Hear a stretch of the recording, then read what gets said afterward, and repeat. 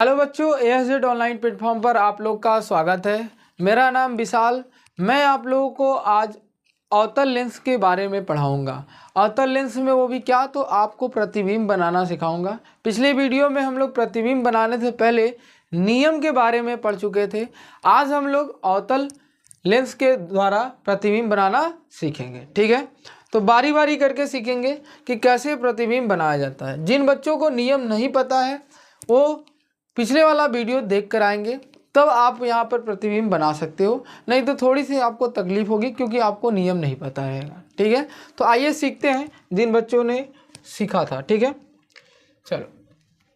अवतल लेंस द्वारा निर्मित छवियों का किरण आरेख बनाना है हम लोग का। चलो देखो, बोला क्या गया है कि यदि किसी वस्तु को, जब किसी वस्तु को अनंत पर रखा जाता है, कहाँ रखा जाता है? अनंत पर। तो अनंत पर रखने पर जो लाइट होती है हमेशा मुख्य अक्ष के समांतर आती है। मुख्य अक्ष क्या होती है? समांतर। तो ये दर्पण कौन सा है? तो आप बोलोगे अवतल। कौन सा दर्पण है? अवतल। तो अवतल दर्पण से कोई भी मुख्य अक्ष के समांतर कोई लाइट जाता है तो ये परावर्तित होने के बाद बाहर की ओर चली जाती है। फिर उसको वास्तव में जब देखा जाता है, लोग जब देखो, आप ऐसा लग रहा है कि फैलते हुए जा रहा है, तो इसको जब पीछे की तरफ खींचा गया तो एक पॉइंट पर आके मिला। इस पॉइंट को हम लोग नाम देते हैं F1।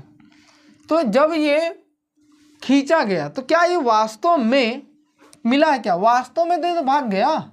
तो वास्तव में नहीं मिला, इसलिए हम लोग बोलते हैं आभासी। क्या बोलते हैं? आभासी। और आभासी हमेशा कैसा प्रतिबिंब बनाता है? सीधा। आभासी हमेशा कैसा बनाता है? सीधा। दूसरा, ये एक पॉइंट के जैसा है।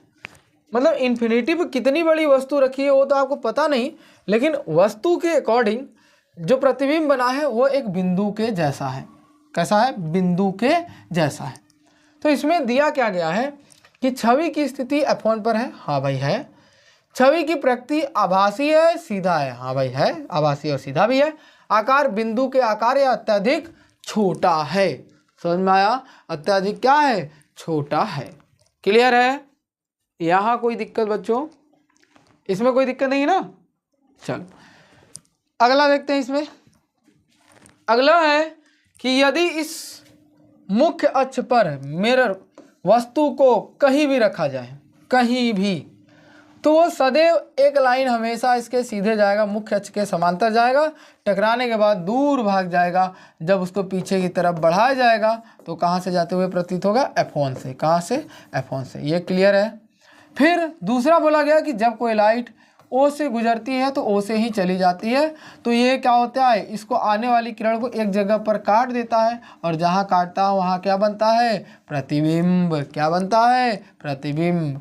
लेकिन वास्तव में इस वाले लाइन को क्या ये लाइन काटी है? तो बोलोगे नहीं सर, नहीं काटी है। तो वास्तव में तो ये लाइन नहीं काटी, अपवर्तित होने के बाद सिर्फ आभास किए हैं कि यहाँ पर कटी है, तो इसलिए हम लोग नाम क्या देंगे? आभासी। क्या नाम देंगे? आभासी। और आभासी के साथ हमेशा कैसा बनता है? सीधा। क्या बनता है? सीधा। और इसके अपेक्षा ये क्या है? छोटा है।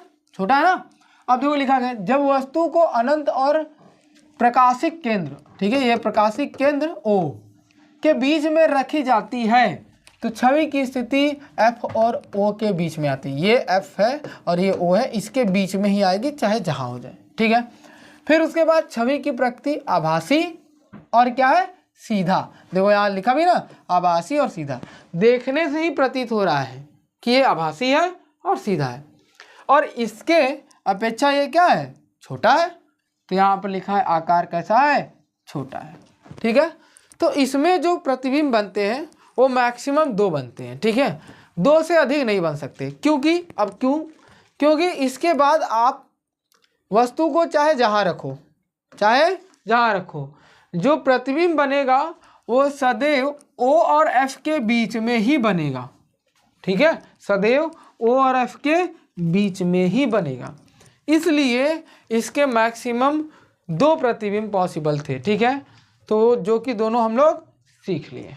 ठीक है, अब आपको याद क्या करना है? देखो, इस दोनों केस में आभासी और सीधा बना है। किसमें? अवतल में। एक केस पिछले वीडियो में मैंने उत्तल में पढ़ाया था। उत्तल में एक केस ऐसा था जो आभासी और सीधा बनाता था, लेकिन इनके जब मैंने आपको ध्यान सुनो, अवतल लेंस मैंने पढ़ाया तो अवतल लेंस में जो प्रतिबिंब का आकार था वो छोटा बना या तो अत्यधिक छोटा बना।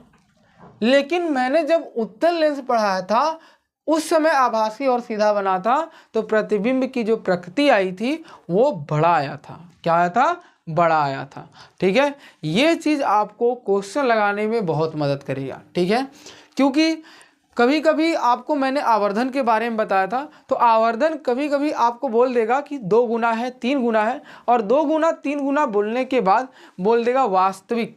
वास्तविक बोला तो ठीक है, आप पकड़ लो कि हाँ वास्तविक एक ही में है, उत्तल में है। लेकिन आभासी बोल दिया, प्रकृति उसका कैसा है? आभासी। तब आपको सोचना पड़ जाएगा कि अवतल लेंस है कि उत्तल लेंस है। तब वहाँ पर एक और हिंट मिलेगा कि छोटा है कि बड़ा है। छोटा कहेगा तो तुरंत समझ जाना अवतल है, बड़ा कहेगा तो तुरंत समझ जाना उत्तल है। समझ में आया? चलो आगे बढ़ें। आगे है कि गोलाकार लेंस के लिए चिन्ह परिपाटी, सबसे इंपॉर्टेंट यही है। अगर आपको न्यूमेरिकल सीखना तो चिन्ह परिपाटी आना चाहिए, साइन कन्वेंशन आना चाहिए। अब ये तो लिखा है संकेत पद्धति में गोलाकार दर्पणों के लिए। अब दर्पण हो चाहे लेंस, बात वही है। पद्धति में समान सिवाय यहाँ पे ये कार्ड है, इसके माप के लेंस की प्रकृति केंद्र की ली जाती है। कहने का मतलब है कि आपके पास चाहे उत्तल लेंस हो, चाहे आपके पास अवतल लेंस हो, दोनों में से कोई लेंस हो।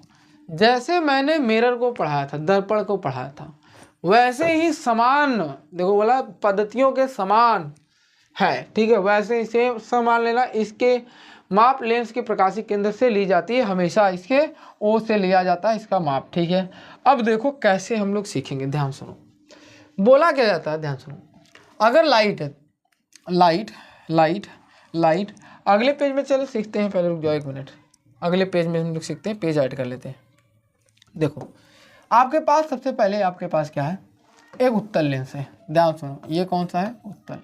ठीक है, ये सीखना बहुत जरूरी है। उत्तल लेंस में जब भी कोई लाइट इसके मुख्य अक्ष के समांतर जाती है तो सदैव एफ से होकर गुजरती है। तो एफ जो होता है, आप कोऑर्डिनेट ज्योमेट्री पढ़े हो तो एफ हमेशा इस साइड में अगर आ रहा है तो इसका मतलब इधर पॉजिटिव होता है, एक्स इधर नेगेटिव, वाई इधर पॉजिटिव होता है और इधर वाई नेगेटिव होता है। इस साइड में आ रहे हो तो क्या हो रहा है? पॉजिटिव। तो उत्तल लेंस में, ध्यान सुनो, उत्तल लेंस में एफ जो होता है वो क्या होता है? पॉजिटिव होता है। और यू मैंने बता दिया है, यू सदैव नेगेटिव होता है, चाहे वो लेंस हो चाहे दर्पण। अब आपका बचा भी जो होता है इसमें पॉजिटिव नेगेटिव दोनों होता है। कैसे? देखो भी 5 केस में 5 अलग होता है, एक केस अलग होता है। ठीक है, 5 केस अलग, एक केस अलग। 5 केस में भी जो होता है वो पॉजिटिव कहता है, मैं पॉजिटिव हूँ। एक केस में बोलता है नेगेटिव होता है। कौन सा? वो 6वां केस जो था, जिस साइड ऑब्जेक्ट रखने पर उसी साइड जो प्रतिबिंब बन गया था वो आपका इस लेंस के इस साइड बना था, इसलिए वो नेगेटिव होगा। ठीक है, याद रखिएगा। ये पॉजिटिव तब बना है जब प्रतिबिंब वास्तविक था, और ये नेगेटिव तब बना है जब आभासी था। ठीक है, इस चीज़ का विशेष ध्यान दीजिएगा। ठीक, ये था साइन कन्वेंशन। दूसरी साइन कन्वेंशन में हाइट ऑफ इमेज बोलेंगे और हाइट ऑफ ऑब्जेक्ट बोलोगे।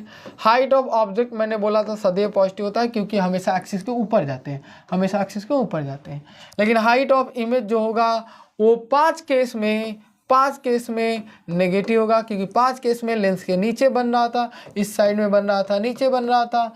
लेकिन एक केस में यहाँ बन गया तो उस समय क्या होगा? एक केस में ये पॉजिटिव हो जाएगा। ठीक है, साइन कन्वेंशन समझ में आया? ठीक है, अब यही चीज इसमें सीखते हैं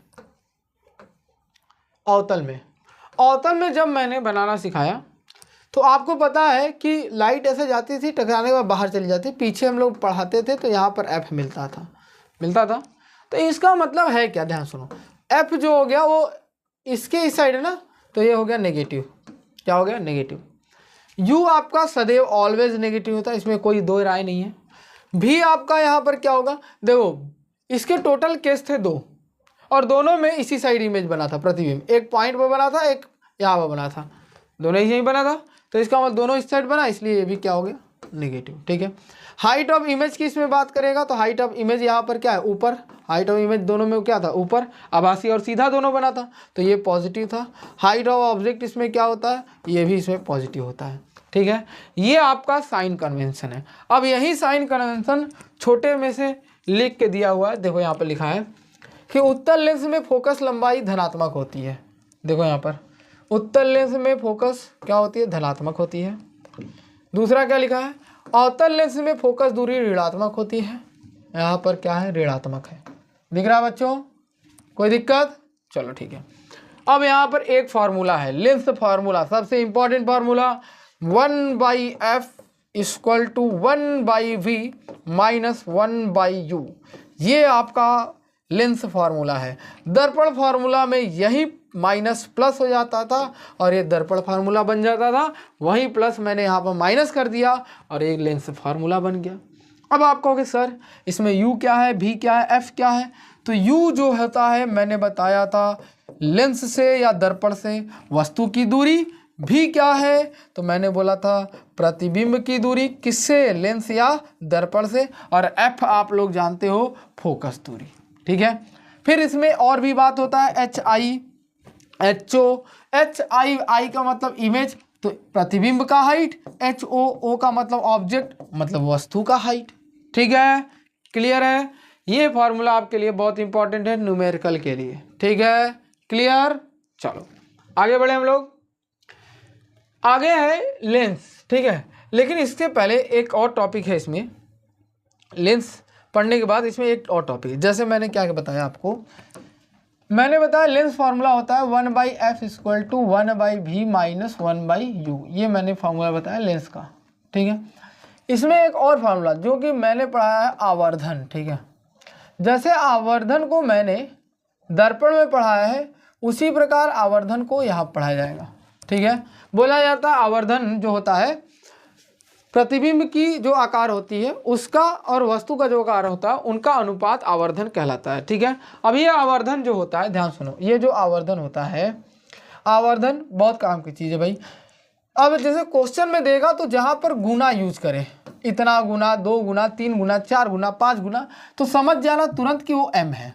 क्या है, m है। अब ये जो m होता है, ध्यान सुनो, ये जो m होता है लेंस में, कहाँ पर, लेंस में, लेंस में m का जो फॉर्मूला होता है वो v/u होता है, और दर्पण में क्या होता था, m equal to minus v/u होता था, और m का फार्मूला HI अपॉन में HO होता था। एक ये फार्मूला है। तो ये दर्पण में भी सेम है, लेंस में भी सेम है, दोनों में सेम है। ठीक है, ये आपका मैग्नीफिकेशन आवर्धन का फार्मूला है। अब मैग्नीफिकेशन भी क्या होता है, कभी पॉजिटिव कभी नेगेटिव, ये सब भी आते हैं ना। तो जब m की वैल्यू नेगेटिव आए, ध्यान सुनना, जब m की वैल्यू नेगेटिव आए तो समझ जाओ आपका जो प्रतिबिंब बना है वो वास्तविक बना है। क्या बना है, वास्तविक बना है।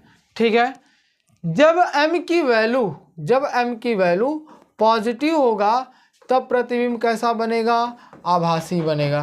कैसा बनेगा, आभासी बनेगा। ठीक है, जब m की वैल्यू ग्रेटर देन 1 हो, ध्यान सुनो बच्चों, जब m की वैल्यू ग्रेटर देन 1 हो तो उसका मतलब होगा कि प्रतिबिंब आपका बड़ा बना है, किससे, वस्तु से। ध्यान सुनना, ठीक है। सेम उसी प्रकार जब m की वैल्यू लेस देन 1 होगा तो प्रतिबिंब जो होगा वो छोटा बनेगा, किससे, तो वस्तु से। जब m की वैल्यू इक्वल टू 1 होगा तब आपका प्रतिबिंब बराबर बनेगा। ठीक है, और ये दर्पण और लेंस दोनों के लिए मैंने बताया। ठीक है, दर्पण और लेंस दोनों के लिए। ये जो मैंने बताया ना, ये दर्पण में भी लागू होगा और लेंस में भी लागू करेंगे हम लोग। ठीक है, इससे हम लोग को पहचानना थोड़ा इजी हो जाएगा, नेचर निकालना इजी हो जाएगा। अच्छा, एक चीज़ बच्चे ध्यान देंगे, m की वैल्यू हो सके आप कहीं कहीं देख लो -2, तो -2 तो आप कहोगे 1 से छोटा है, तो ऐसा मत कहना ना। माइनस अलग चीज़ बता रहा है। क्या, माइनस बता रहा है कि ये जो भी प्रतिबिंब बना है वो वास्तविक है। क्या है, वास्तविक है। ठीक है, और 2 जो है वो 1 से बड़ा है, नंबर अलग देखना है, साइन अलग देखना है, ठीक है। तो माइनस क्या बताया, वास्तविक बताया, और 2 1 से बड़ा है तो बोलोगे बड़ा बना है, ठीक है। अगर मान लो यहीं पर m की वैल्यू क्या हो जाती, -1/2 होती, -1/2, तो माइनस क्या बताया, आप बोलोगे माइनस आपका वास्तविक बताया, और 1/2 जो नंबर है वो 1 से छोटा है, तो इसलिए 1 से क्या छोटा, तो इसलिए क्या बनाएगा, छोटा प्रतिबिंब बनाएगा। समझ में आ रहा है। तो जैसा इसका काम हो वैसा वैसा हम लोग m की वैल्यू रखते चले जाएंगे। क्लियर है यहाँ तक। आगे हम लोग बात करें, चलो अगला है लेंस की शक्ति। लेंस की शक्ति मतलब होता है P, पावर, ठीक है। जैसे हम लोग लेंस चश्मा पहनते हैं ना, तो चश्मे में हम लोग क्या कहते हैं कि लेंस लगा है, ये इतने पावर का है, ये इतने पावर का है, ये इतने पावर का है। तो वही लेंस कैसे आपको पता चलता है कि इसका कितना पावर है, ठीक है, वो हम लोग आज गणना करना सीखेंगे। तो बोला गया है कि इसे मीटर में फोकस दूरी के व्युत्क्रम के रूप में परिभाषित किया जाता है। इट मीन्स कि जो पावर होता है वो व्युत्क्रम किसका, फोकस दूरी का। व्युत्क्रम मतलब उल्टा, तो पावर बराबर 1/f होता है, ठीक है। ये फार्मूला हो गया, ठीक है। फिर बोला प्रकाशिक किरण के अभिसरण मतलब अभिसारी, और अपसरण मतलब अपसारी, मतलब उत्तल और अवतल की डिग्री शक्ति के संदर्भ में व्यक्त की जाती है। मतलब जो भी ये लेंस हैं दोनों की शक्तियाँ इन्हीं के संदर्भ में व्यक्त की जाती है, प्लस में माइनस में, ये इन्हीं के संदर्भ में क्या है, व्यक्त की जाती है, प्रदर्शित किया जाता है। फिर बोला गया, यही फार्मूला बोला गया है, जैसे मैंने क्या बोला, P बराबर मैंने क्या बोला 1/f, तो 1/f बराबर भी होता क्या है 1/v - 1/u होता है कि नहीं। तो एक्चुअल में हम लोग लेंस फार्मूला के पीछे, ध्यान सुनो, लेंस फार्मूला के पीछे हम लोग एक्चुअल में कैलकुलेट क्या करते रहते हैं, पावर को। लेंस फार्मूला के पीछे हम लोग एक्चुअल में कैलकुलेट क्या करते हैं, पावर को। समझ में आया। देखो ये पावर ही है, 1/f क्या है, पावर है, किसका, लेंस का, ठीक है। अब दूसरी बात कि जो पावर होता है शक्ति, उसकी यूनिट क्या होता है, डायऑप्टर। डायऑप्टर को हम लोग D से रिप्रेजेंट करते हैं, किससे, D से, ठीक है। अब कभी कभी हम लोग जानते हैं कि जो F होता है वो हमारा फोकस दूरी जो होता है सेंटीमीटर में देता है, मीटर में देता है। तो एक और यूनिट बताया गया है कि एक डायऑप्टर उस लेंस की क्षमता है जिसकी फोकस दूरी 1 मीटर होती है। मतलब ये कह ले कि 1D बराबर 1 मीटर इनवर्स होता है, ठीक है। यही बोला, उत्तल लेंस में शक्ति धनात्मक होता है। कोई पूछेगा क्यों, क्योंकि पावर बराबर होता क्या है 1/f, तो f की वैल्यू प्लस किस में होता है, उत्तल में, तो उत्तल में होने के कारण ये बोला जाता है धनात्मक है। फिर बोला अवतल लेंस में शक्ति पावर का मान ऋणात्मक होता है। कोई पूछे क्यों, बोला f का मान नेगेटिव होता है। फिर शक्ति जो होता है, पावर जो होता है वो प्रोपोर्शनली होता है 1/f के। अगर f का मान बढ़ाओगे तो p का मान घटेगा, यही बोल रहा है। तो फोकस के लंबाई या मोटाई के क्या होता है, प्रोपोर्शनल होता है। लेंस का संयोजन जो शक्ति होता है P बराबर P1 + P2 + P3। जैसे कहने का मतलब है कि यदि लेंस आपके पास एक लेंस, इसी में सटा एक और लेंस, इसी में सटा, मान लो ये वाला लेंस हो गया, ठीक है। फिर उसके बाद एक और ऐसा लेंस मिल गया। तो अगर ये ऐसे लेंस मिले हैं, ये इसका पावर P1 है, इसका P2 है, इसका P3 है, इसका P4 है, तो आप इनके पावर ऐड कर दोगे P1 + P2 + P3 + P4, ठीक है। सिंपली इसको ऐड करोगे, टोटल पावर निकल के आ जाएगा, ठीक है। क्लियर है ये, यहाँ तक कोई दिक्कत। सेम इसी प्रकार विथ साइन रखोगे, पावर भी, जैसे आपको कभी पावर न देकर सबका f दे दिया, ये f1 है, हो सके ये f2 दे दिया, ये f3 दे दिया, ये f4 दे दिया, तो आपको अगर f जैसे पावर चाहिए, ध्यान सुनो, अगर अब पावर चाहिए, पावर टोटल चाहिए, तो 1/f, ठीक है, वो भी टोटल। तो यहाँ पर क्या करोगे 1/f1 + 1/f2 + 1/f3 + 1/f4, और इनकी जो भी वैल्यू आप रखोगे क्वेश्चन में विथ साइन, ठीक है, चिन्ह के साथ रखोगे, चिन्ह के साथ, ठीक है।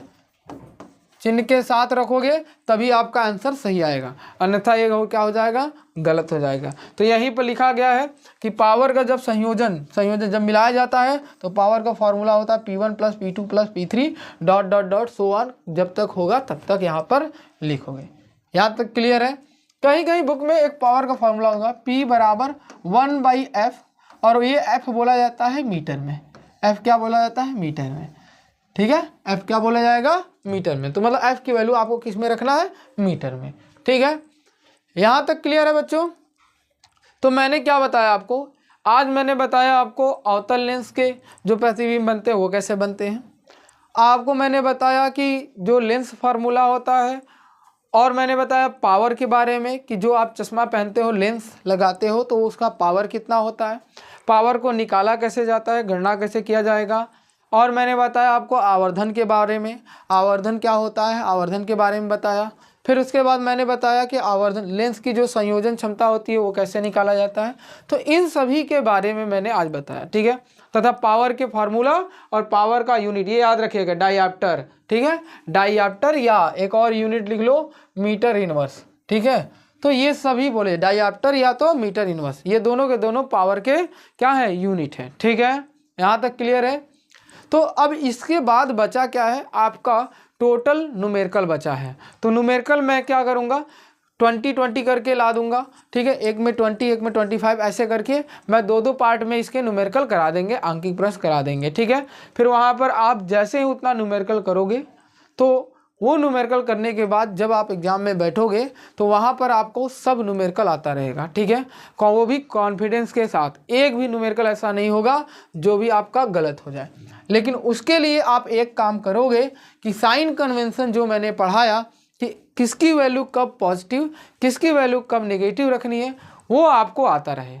अगर वो आता रहेगा तो आपका 100% ये क्या होगा, आप सवाल इसके करके आओगे। ठीक है, तो मिलते हैं अगले वीडियो में, वो भी न्यूमेरिकल के साथ। तब तक के लिए धन्यवाद।